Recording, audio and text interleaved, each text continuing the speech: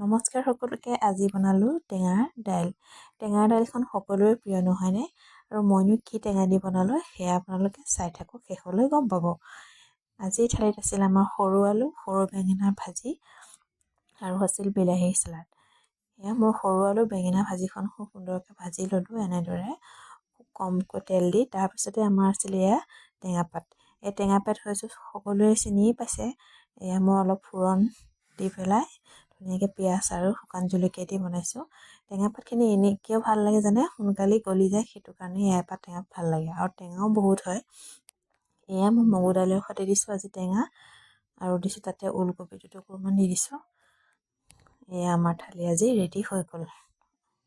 সৰু আলু ভাজি, দাইল, টেঙা দাইল, তাৰপিছত আছে বিলাহীও, টেঙাও, চবফালে টেঙা টেঙা নহয়নে? খাই অৱশ্যে বহুত ভাল লাগিছিল।